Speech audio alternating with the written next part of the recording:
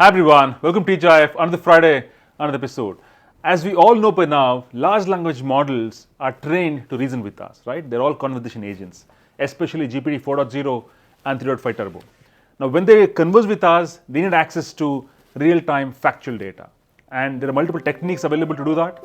In the past, we've spoken about techniques like LangChain, semantic kernel, plugins, and today we're going to focus on another new technique called function calling.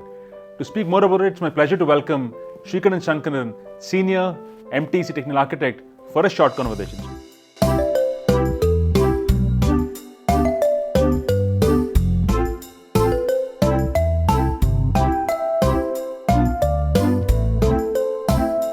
Welcome to TGIF. Yeah, hi Sandeep. Good to see you again. Wonderful. Quickly, so now another experiment you did recently.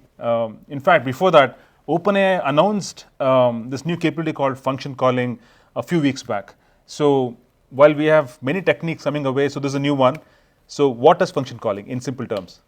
Yeah, actually it's a new way in which a developer could describe a set of functions. Right. So typically what we do is that in the course of building an application, you pass in an input prompt from the user, and based on that you make some inferences, and then Right. you decide which downstream system to call. Right. So using this technique, developers can specify when they make the call to OpenAI as a part of the API invocation, Right. that these are the functions that I potentially would like to invoke downstream.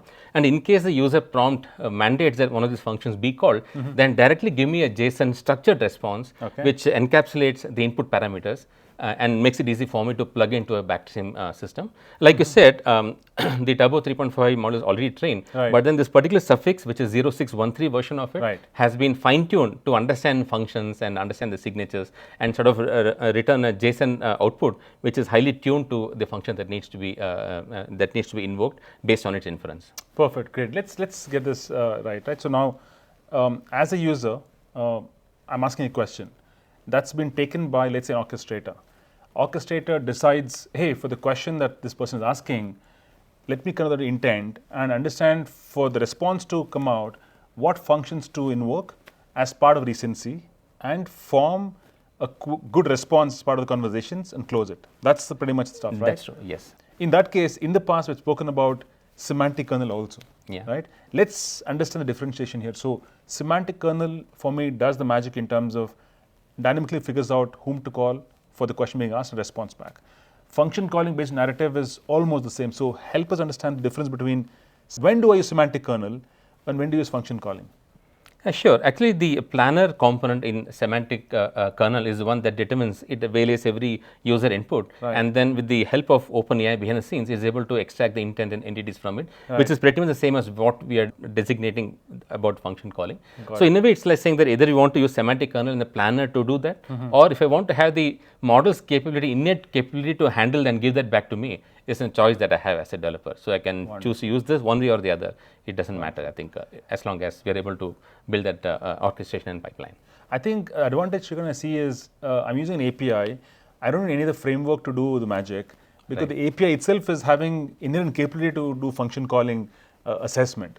Whereas here I have to bring a semantic kernel as a framework to do it. Exactly, and that's Right. a valid point. In case you don't want to be saddled with what a complexity semantic kernel brings to the table, Right. and the fact that if after the initial intent exploration, there is no more dynamicity brought to it Correct. by natural language, it's Right. just structured conversation downstream, Right. then probably just function calling would suffice. Perfect. But in case I need to carry through with a series of actions where natural language being the Yeah. carrier or sort of the bridge between two different invocations, Right. then I may need to have semantic kernel and probably move forward with that. Got it. Makes sense. Makes sense. So now I think we've got to see to believe it.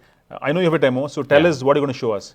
Yeah, actually, this is about, I've been talking to one of our customers, and it's about their logistics service provider. Okay. And then they have this need where customers would want to ask them the status of their consignments. It could be Okay. things like what the status of the delivery of the consignment is, or it could be about they would like to reroute a particular consignment. Right. So they would just send an email. Okay, and we Right. are not talking of any kind of an app from the app store or whatever. Right. They can use the comfort of their own email clients Right. and send an email to a designated ID, and then based on that, the magic just happens. So we have a logic app Logic Apps is a business process orchestration service in Azure, Right. where it is listening for emails on this particular ID, Got and then once it's received, actually it gets instantiated, Right. and then it takes the email message and then uses the function calling OpenAI to extract what the intended entities are, and then branches out downstream into the various subsystem depending on what function needs to be called. So that's the automation I'm trying to showcase as a part of the demo. Awesome. Let's go.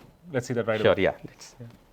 What I'm showing you here is the Logic App Designer, which is a business process orchestration tool, serverless tool, which gets invoked whenever there's an incoming message from the end customer. So once the message is received, the first thing that is done is that the orchestration workflow is making an invocation to OpenAI.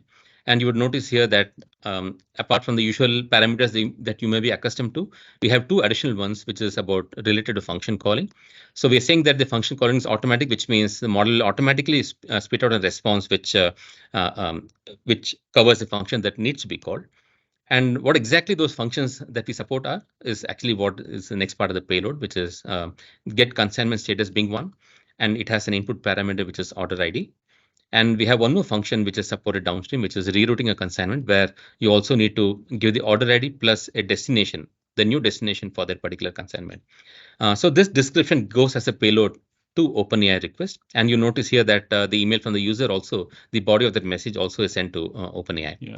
So once that is done, OpenAI is going to come back with a response, and it gives a response which is highly structured based on the function that was identified. And then the flow branches off into downstream steps depending on what function ought to be called. You see that one is, it's a switch case where based on the function to be called, it could be either get consignment or it could be reroute a consignment. So that's the design aspect of this particular flow. Now let me show you how the runtime aspect of it looks like for an example. So here's an email that came its way where the user had wanted a consignment of order number 1003 to be rerouted from Bangalore to Kolkata. And so based on that, the function calling happened, the invocation happened, and then the response, you would notice that this reroute consignment ought to be called, and it has extracted these parameters from the payload from the user's email, and that is fed downstream into the flow, and then the whole thing gets completed. So that's a quick tour of this particular demo. Awesome.